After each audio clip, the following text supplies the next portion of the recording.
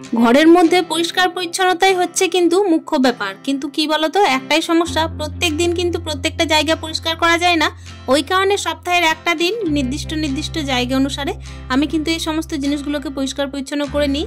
তো চলো আজকের ভিডিওটা এখান থেকে স্টার্ট করছি। আর দিন শেষে কিন্তু গেছিলাম হনুমান মন্দিরে। তাহলে সাথে থাকো আমার। Hello everyone, good morning, welcome back to my channel. আশা করছি সকলেই খুব ভালো আছো। বীরভূম জেলার ছোট্ট একটা শহর থেকে আমি সুধা আবারও চলে এসেছি নতুন দিনে নতুন আরো একটা ব্লগ নিয়ে। আই হোপ আজকের ব্লগটাও তোমাদের খুব ভালো লাগবে। সকাল টাইমে দেখতেই পাচ্ছ এদিকে কিন্তু ঝাঁটা হাতে ধরে নিয়েছি। ঘরের ভেতরটা কিন্তু মা ঝাড় দিয়ে দিয়েছে, আর এই যে বাইরেটা আমি ঝাড় দিয়ে নিচ্ছি। আজকে বলে রেখে আমার ছেলের কিন্তু পরীক্ষা শেষ হয়ে যাচ্ছে, মানে পরীক্ষা শেষ মানে কিন্তু একটুখানি বলতে পারো হাফ ছেড়ে বাঁচছি। তো ওই কারণে ঠিক করেছি ঘরের কিন্তু আজকে যে সমস্ত টুকিটাকি জিনিসপত্র আছে, মানে বিশেষ কিছু তো জিনিস নেই, তবে হ্যাঁ যে সমস্ত জিনিসগুলো আছে সেগুলো কিন্তু লাক্সারি না হলেও আমার অতি প্রিয় জিনিস। আসলে ব্যাপার হচ্ছে সেগুলো তো আমার হাজব্যান্ডের ইনকামে কেনা। আর সত্যি কথা, একটা মেয়ের কাছে কিন্তু হাজব্যান্ডের কেনা জিনিসগুলোর মূল্য অনেকটাই বেশি, লাখ লাখ টাকা চেয়েও বেশি। 1 টাকা দামের যদি কোনো জিনিস হয় না, সেটাও কিন্তু হাজব্যান্ডের কেনা যদি হয় তার কিন্তু মান অন্যরকমই, তাই না? তাই প্রত্যেকটা সপ্তাহে কিন্তু এক একটা দিন আমি এক এক জায়গা সুন্দরভাবে পরিষ্কার করে নিই। কিছুদিন আগে আমি ভিডিওর মধ্যে দেখিয়েছিলাম যে বেডরুমের মধ্যে আমার যে ড্রেসিং টেবিলটা আছে ওটা কিন্তু আমি একদম সুন্দরভাবে গুছিয়ে রেখেছি। তবে হ্যাঁ আমি জানি ভালোভাবেই কিছুদিন পর আবারও কিন্তু আমাকে গুছিয়ে নিতে হবে। আসলে গোছানো জিনিসটা একই রকম ভাবে গোছানো থাকে না, কিংবা হচ্ছে তার উপর যে ধুলোবালি পড়বে না তাও কিন্তু নয়।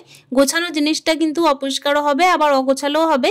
তবে হ্যাঁ, গৃহিণীদের হাতে ছোঁয়া পেয়ে কিন্তু গোছানো জিনিসগুলো যখনই অগোছালো হয় না তখন কিন্তু আবার ওই আগের রূপেই ঘুরে আসে, তাই না? তো চলো, ঘর বারান্দাগুলো তো বললাম মা ঝাড় দিয়ে দিয়েছে। এই যে দেখতেই পাচ্ছ উঠোনটা কিন্তু আমি ঝাড় দিয়ে একদম ক্লিয়ার করে দিয়েছি।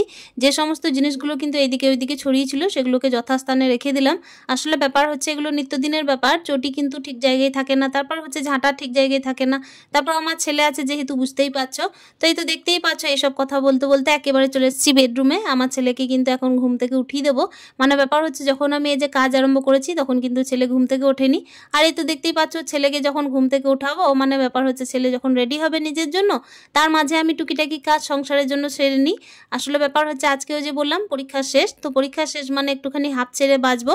আর এইদিকে কিন্তু আমার ছেলের আজকে ভূগোল পরীক্ষা। ভূগোল কিন্তু ওর হচ্ছে ফেভারিট সাবজেক্ট। তো সেই হিসাবে না ভূগোলটা ওর এতটাই বেশি ফেভারিট যে আমার কিন্তু ধরতে আর কোনো কিছু বাকি নেই, কিংবা হচ্ছে কি বলতো ওর বারবার আর কি লিখতে লিখতেও আর কি একটা বিরক্তি চলে এসেছে। সে যাই হোক, প্রত্যেকটা নারী কিন্তু জানে যে যখন সে মা হয় তখন কিন্তু পরীক্ষাটা বাচ্চার হয় না, পরীক্ষা কিন্তু মায়ের হয়। আর সংসারের কাজগুলো কিন্তু ঢিলেমি দিয়েই চলে কিছুদিন। আসলে ব্যাপার হচ্ছে কিছুদিন যাবত কিন্তু ছেলের পিছনে একটু টাইমটা বেশি দিতে হয় পড়াশোনার ক্ষেত্রে। আর আজকে যেহেতু পরীক্ষা শেষ আর সব থেকে সোজা সাবজেক্ট আমার ছেলের পক্ষে, তো সেই কারণে কিন্তু এই যে দেখতেই পাচ্ছ সপ্তাহের একটা দিন তো ক্লিনিং না করলেই হবে না। ক্লিনিং বলতে কি বলতো, ওই যে বললাম একটু ফাইনাল টাচ দিতে হয় সব কিছুর। আর এই তো দেখতেই পাচ্ছ ঘরের কিন্তু যে সমস্ত জিনিসপত্রগুলোকে একদম কিন্তু আলমারির ভেতরে কাঁচ লাগানো অবস্থায় আছে, তার ভেতরেও যে কিভাবে মাকড়সা ঝুল হয় সে আমি কিন্তু জানি না। ওই কারণে চেষ্টা করলাম যে সমস্ত জায়গাগুলোকে, মানে দেওয়ালে দেওয়ালে যে সমস্ত ঝুলগুলো আছে সেগুলো কিন্তু একেবারে ওই যে ঝুল ঝাড়া দিয়ে না পরিষ্কার করে একদম কিন্তু কাপড় দিয়ে পরিষ্কার করি। আর কি বলতো, এই যে দেখতেই পাচ্ছ ফটো ফ্রেমগুলো যেগুলো আছে হাজব্যান্ডের, আমার বিয়ের ছবি, তারপর ছেলের অন্নপ্রাশনের ছবি, সেগুলোতে যদি কোনো রকমের আর কি মাকড়সার ঝুল লেগে থাকে না, মনটা খুব খারাপ হয়ে যায়, জানো তো? এগুলো তো একটা স্মৃতি।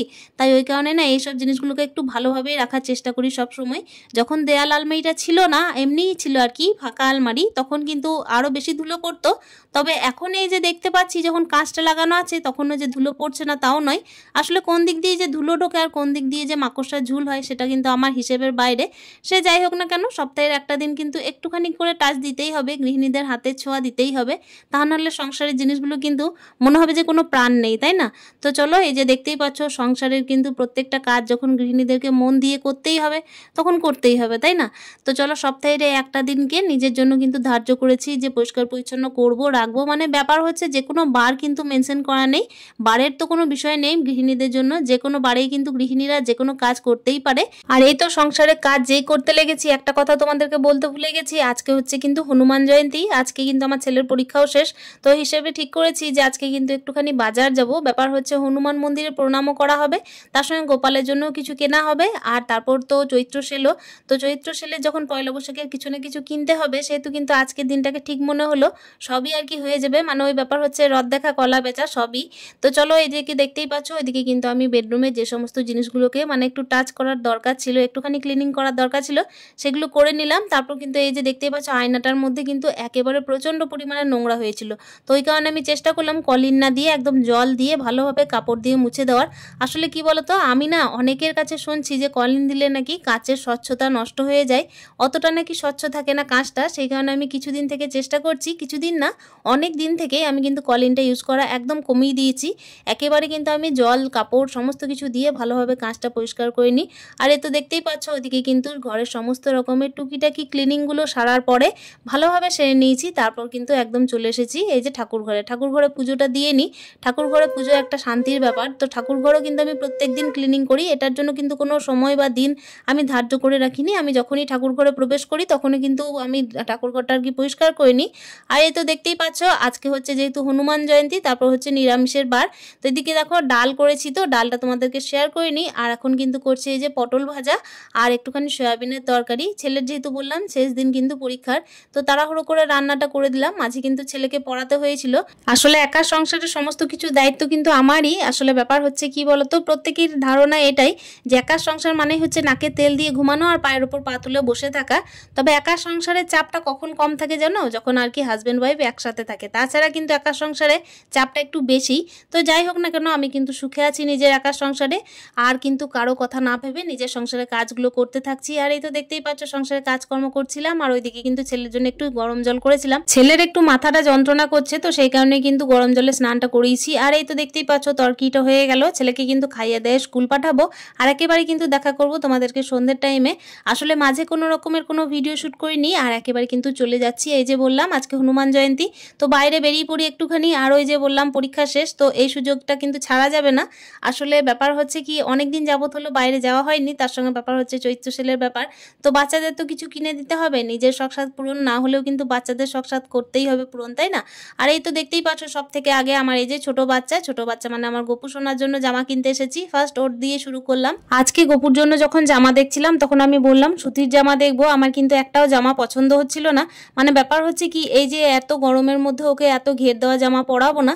আগের বছর একটা গেঞ্জি প্যান্ট কিনেছিলাম, মানে দুটো গেঞ্জি প্যান্ট কিনেছিলাম, ওইগুলোই আমি খুঁজছিলাম। তো ওগুলো কিন্তু দেখছিলাম সাইজে আসছিল না। তারপর কিন্তু দেখতে দেখতে একটা টাইমের পর কিন্তু একজন বার করে দিলেন। তো যাই হোক আমার ওই জামাগুলো খুবই পছন্দ ছিল। আর এই ঘের দেওয়া জামাগুলো না আমার কাছে বলতে পারো প্রায় হচ্ছে 3 প্যাকেট আছে, মানে 3 পলিথিন আর কি বলতে পারো আছে।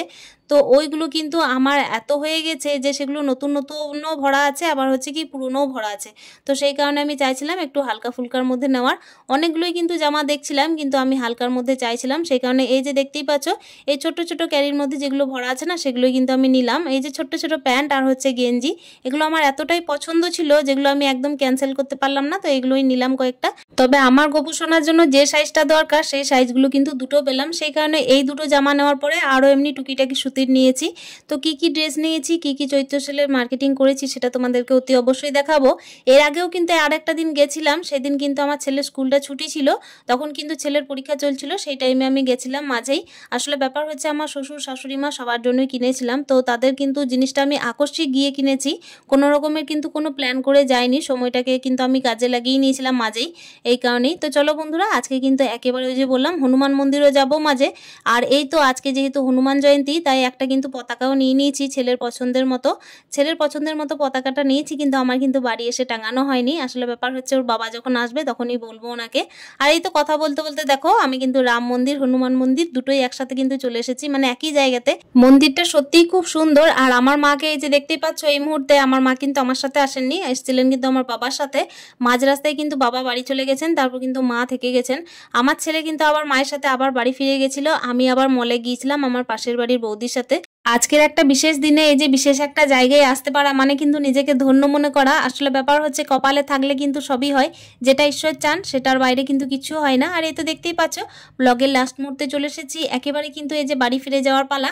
আজকের ভিডিওটা তোমাদের কেমন লেগেছে অতি অবশ্যই একটা কমেন্টে জানানোর চেষ্টা করো। দেখা করছি নেক্সট ব্লগে। স্টে হ্যাপি, হ্যাপি হ্যাপি মন, টাটা, ভালো থেকো, সুস্থ থেকো।